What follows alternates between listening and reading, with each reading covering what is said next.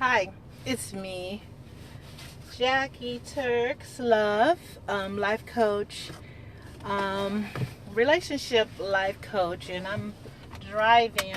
I got a little caught up, so I said last night, early this morning, that I was going to come back on here on Periscope at 7 o'clock. It's a little bit later than 7 o'clock, 7:24. So I'm here to just tell you a little bit about being codependent and how to stop being codependent. A lot of women are codependent, and I feel you. I feel a lot of us, because I was codependent, and sometimes the enemy try to bring that codependent spirit back on me. And it's not a good feeling to be codependent.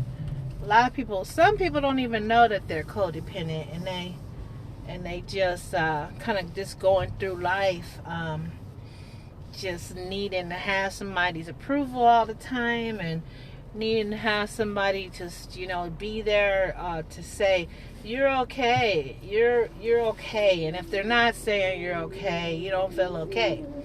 And that's a bunch of BS. Well, I shouldn't say BS. I'm a Christian, but you know what I mean. But either way, it's a bunch of crap, because you can be happy. Even if you're in a relationship or not, you can be happy. You don't have to have someone always tell you compliments. You can tell your own self compliments. It is nice to hear compliments, don't get me wrong, because personally, since one of the 5 love languages of mine, I have 2 dominant love languages, and you will find out about the love languages the more you listen to my YouTubes and Periscopes, because I talk about it a lot, because it teaches you of how you love and what makes you tick. Mine is words of affirmation. That's my most dominant one of the 5, and quality time. So yes, I like getting compliments. I like saying that, being appreciated and admired, and there's nothing wrong with that. That's the way God made me. So if I'm not getting it from my significant other, I can tell myself that, or just be around people that don't mind giving compliments, or they do lift you up in that way. But at the same time, I can tell myself that I'm pretty, or that this is a nice outfit, and feel good. So with God's help, you can do all things, and being in a codependent relationship, I've had several over the years, because that was a thing. That was something that that I was suffering through for many years, and I didn't even know it. I call it love addiction, and I wrote a book about love addiction. It's called Waiting for Love, and it's available on Amazon.com, or at my you can go to my publisher, tapepublishing.com, and you can go look for Jackee Turks, Waiting for Love, and then you can buy it there too. And it's very informative. It's helpful for many women, young girls who grew up without a dad, and grew up maybe with a father, but they weren't in their life the right way. A lot of times fathers don't even know what to do themselves, and we blame them for so much. We blame our mothers for so much, and a lot of times they're just doing the best that they can. And sometimes they just are not doing the best that they can. But either way, ladies, we have to learn to forgive. First of all, we have to learn to forgive the people that hurt us, the fathers that weren't there for us the way that we thought we needed them to be. Yes, it is true that God made us to have both parents. That when He made Adam and Eve, when they had children, they were supposed to raise them together. So the child was supposed to have the father and the mom. The father, is the most dominant relationship and most important relationship, sometimes, because in most cases, a lot of cases, the women end up raising the kids, and so the kids end up not having that relationship in their life. The father is not there, so they're like, they have this void, and they end up suffering from not having the father in their life. And I totally get it. I totally understand, because that was totally me. I didn't have my father. My mom left my dad before she even got pregnant with me. She had my brother and my sister. She escaped him because he was abusive and crazy. But he didn't know. I don't even know his life, so I don't even know if he had a father, but I doubt it. But either way, she got away from him. I'm sorry about the light. I'm driving, and the sun is weird. And then, she left him. She got away from that dude, and she was so happy. And I talk about that in my book, Waiting for Love. And she got away from him, and she was happy, and she, gonna start her life over. And then he ended up finding her where she was, and they were still married. And my mom was a devout Christian, God rest her soul. And he said, "Oh, let me come by and give you this Christmas present," because he was trying to intrigue her, because I don't know if he was trying to get back with her. I don't know the full story, but all I know is he told her that he had a Christmas gift for her, and because it was around Christmas, and he talked her into it, and she told him where she was, and which was at my grandmother's house. And he came by empty-handed. I'm telling you. And then this dude just got her pregnant with me. Yeah, he got her pregnant with me. So, and after that, they didn't get back together. But he left. He just relieved himself and got her pregnant. So that's the beginning of my life. So I think that has a lot to do with the way that I came into the world. It had a lot to do with kind of setting the path, or the of whatever I was going to go through. And I had a lot of hard years of just kind of like regretting that, and like wishing, I wish my father was here. I wish he can be here to help me through this and help me through that. And my mom was a single parent. She did the best that she could. At that time, children were to be seen and not heard type of thing. So I was inside my head a lot, trying to figure out stuff instead of really learning a lot from her. Figuring out stuff on my own and from television. So my little mind, I was like, I had this void in me, because it's just a natural void, because I didn't have a dad. And any little girl that didn't have a father, most of us, we grew up with the void. And so I would catch glimpses and pictures of Cinderella and all the fairy tales that were on TV, and my mom would tell us about the stories. And I talk about this a lot, but some people haven't really heard me talk, so I just repeat it again so you get to know me. So she, I grew up with the void, and I started my search for love, because my mom, she never remarried. She was a Christian. She was like, I don't want no men around my girls. She didn't want no man trying to touch us or whatever. So she never remarried, because of the bad experiences she had with my dad, which I understand now, and I get that, with all the molestation going on and crazy stuff that, some people do. And I understand that, but I didn't understand that when I was a kid. I couldn't understand why my mother wouldn't get us a father. So I tried to go on a search on my own and get a father for myself, but in the form of a husband. My mom would always talk about, she would tell us fairy tales about, how when God is gonna, give us the perfect husband one day, and tell us stories about, just different fantasy stories like Beauty and the Beast, and just Cinderella stories, and And I would really cling on to those stories. She told us other stories too, but I thought, wow, that'd be awesome to have, a Prince Charming come and save me from my little wretched life. I mean, I was shy, and I got bullied up until a little point until I just got fed up with it, and I was like, no more. But yeah, so I used to sit and fantasize all the time as a little girl, and dream, because I was very shy and quiet, and so I would fantasize about having a dad around, and it actually turned into me fantasizing and dreaming about having the perfect husband, having the perfect guy in my life that will come and rescue me because we were poor and stuff. And I just thought being married was going to make everything better. It was going to make my life like all fluffy and wonderful, and no problems, no money problems, wouldn't be without food,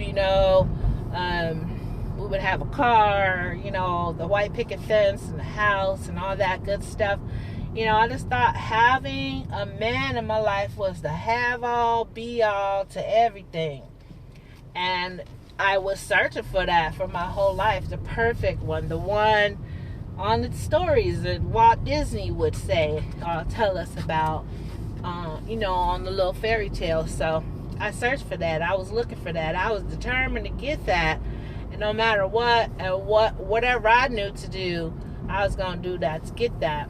So I, as I got a little bit, I think I was like 10 years old, and when I had my first boyfriend, well, he wasn't my first boyfriend. He had a brother that was a few years older than him. The boyfriend, we were only kids. We were only like 9 years old or whatever. So we just kissed or whatever secretly because my mom didn't know.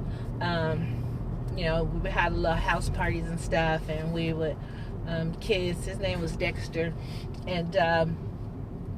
but his brother Pierre, he was super cute, and he was like 16, and I didn't really think of it like that. I had a boyfriend, but I didn't really think about it. That's really young to be having a boyfriend, but that's what happens to a lot of us young girls when they don't have a dad in their life, so they end up getting promiscuous pretty young.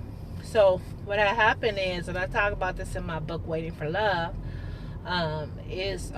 we were playing hide and go seek one day, and so all of us, my boyfriend Dexter, and he was he was 10 and I was 9, and then he must have been 11 and I was 10. So we were playing hide and go seek, and then it was like at nighttime. It was really fun and everything. I guess it had just not too long ago turned dark, and you know how it is. You like in the summer, you out there and you have a fun in the cool air and stuff, running. I don't know if I was barefoot, but I think I was, because I used to be barefoot a lot when I was a kid. So anyway, so we all hiding and stuff, and I guess the girls were hiding, the boys were seeking, and so I ran behind this building, and it was dark, of course, and then Pierre, Dexter's brother, which was a couple years older than him, found me hiding. And so I thought, okay, he's gonna say, I got you, whatever. But basically he pushed me up against the building and started kissing me and stuff, and I thought, wow, this is cool. I'd never been close. I mean, I was close to his brother, but he was taller, and he 16 years old, and I thought, wow, this is kind of cool. I didn't know. I always dreamed about being close to my dad. I thought maybe this is, could be my husband, maybe, even at that young age, I thought that. And so at that point, I was just like, whatever, I didn't know. My only sex talk my mom gave me was, don't let a boy under your dress, and that was it. That was our sex talk. We didn't talk about nothing. So I didn't know why not to let a boy under my dress or whatever. That's why I say, please talk to your children. Please be open with your children. When they start asking questions or they start displaying that they're, kind of curious, let them know, talk to them, be open with them on their level. So anyway, so he, kind of pushed me up against the building, started kissing me passionately, and I'm all happy as a little girl. Felt pretty and wanted and desired, because I was kind of homey, homely. I was a cute little girl. I guess I could say diamond in the rough type of girl. Not really. Take that back. I wasn't too cute, but I was okay. But anyway, the whole thing is, and then all of a sudden he proceeded to, because we used to always have to wear dresses, because my mom was Christian back then. We didn't wear pants in Indiana, so Christians didn't wear pants. So we only had dresses, even in the winter. And this dude Pierre was making me get the butterflies and stuff, and all of a sudden he proceeded to, I'm getting a little graphic here, pushed the little panties to the side and proceeded to penetrate. That sounds kind of gross, but hey, it's reality. And it didn't happen all the way, but that was my first experience with intercourse, and it's a pretty sad thing for that to happen on the side of a building. What it was now, when I think about it, was rape. But at that time I didn't think of it as that. I thought of it as, ooh, this boy likes me and he's wanting to be close to me. He noticing me and he wants to be near me, and it feels good, butterflies, being close to him, And I just was on top of the world as a 10-year-old little girl. I had a secret, I couldn't share it with my mom because, I didn't talk to my mom about stuff.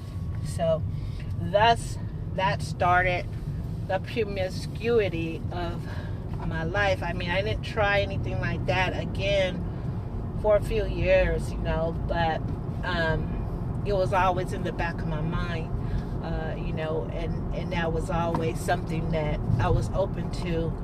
So I felt like now, okay, I had a secret, I had something that I could do that my mom didn't do, where I can get a husband. Because I know my mom said, ever since she had got pregnant with me, it was her last experience. That was her last time ever having, being touched by a man, by her husband, they got a divorce a few years later after that. But, so that started. I said, I have the tools now. I'm going to find me a husband. And I wasn't too crazy like some people. My whole thing was like, I just had boyfriends. I wasn't like a hoe just going around, thank God. But I thought, I'll get a boyfriend and we'll get married and we'll move in, have live happily ever after. So that was my dream, my goal. And I wanted it to be perfect, like Cinderella's story, So that's what I looked for.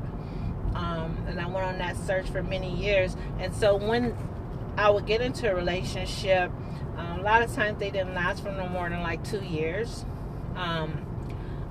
Because I will find out this person is not perfect, and so, as soon as he wasn't giving me the butterflies and he making me, feel like a princess, I was in my mind will begin to roam, and I'll start being on a search to find, that Mr. Right, the one that can give me the butterflies. I thought you can keep the butterflies forever. Honestly, I thought that the butterflies were supposed to just be there all the time. I didn't know they wore off after a certain amount of time, but they do.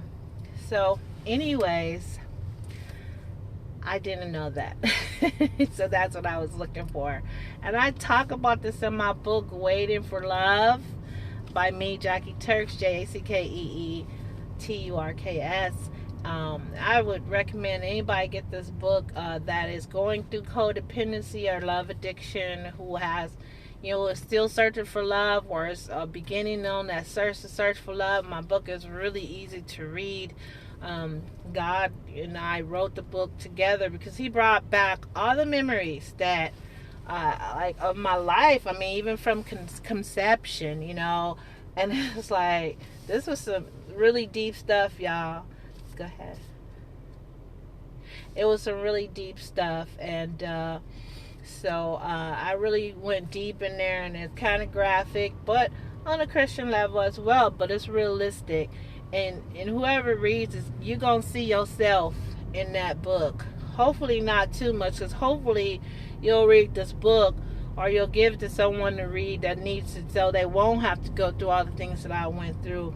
Because what happens is, I was so happy and so hopeful all the years that I was trying to find love, and I was thinking, okay, I'm gonna find, with each relationship, I was hopeful, and each relationship that didn't work out, my heart just got broken. A piece of my heart just got chipped off a little bit more each time, each relationship that didn't work.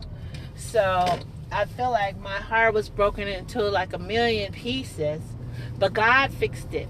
I have to say, and it took a while, because I had to allow Him to fix it, because Jackee was gonna fix it. I wasn't gonna be like my mom. I wanted to be like her. She didn't have no man forever. She was by herself after my dad.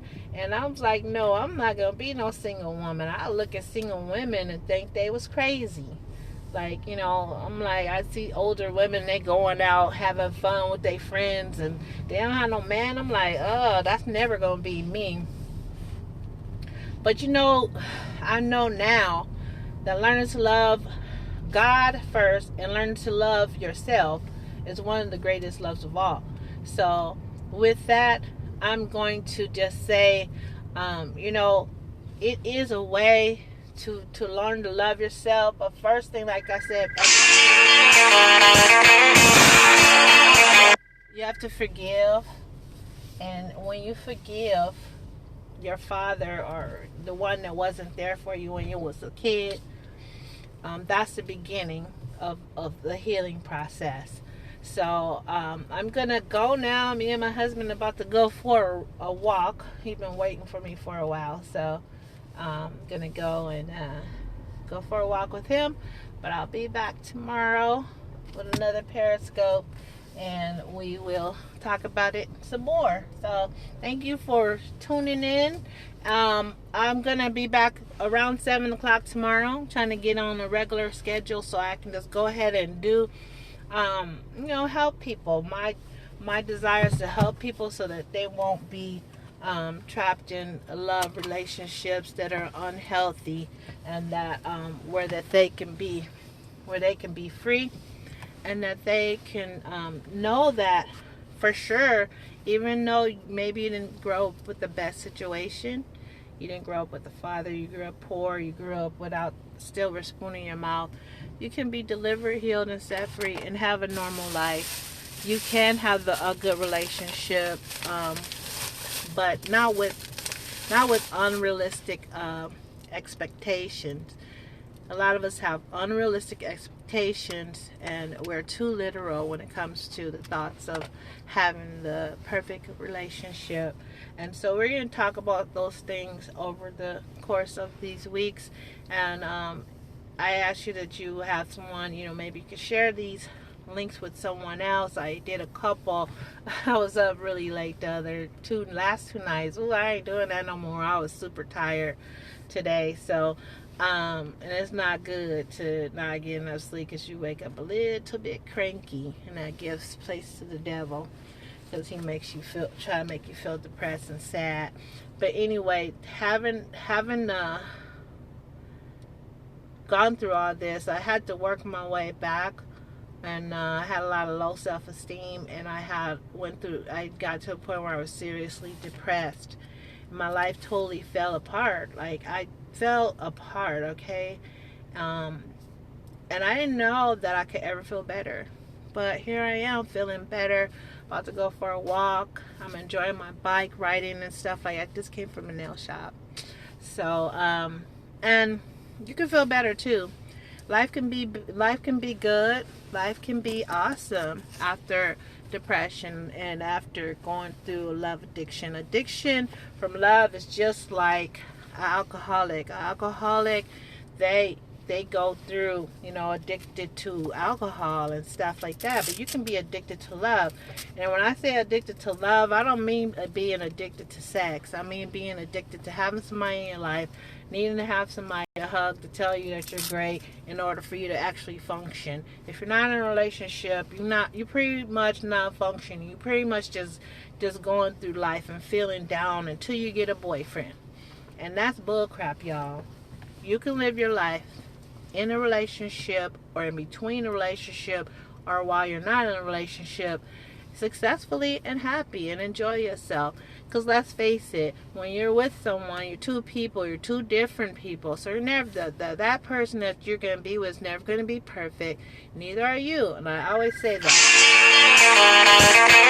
We'll just go ahead and talk about that. I keep getting phone calls on my phone from my daughter. So we'll talk tomorrow, guys. And thank you so much for joining.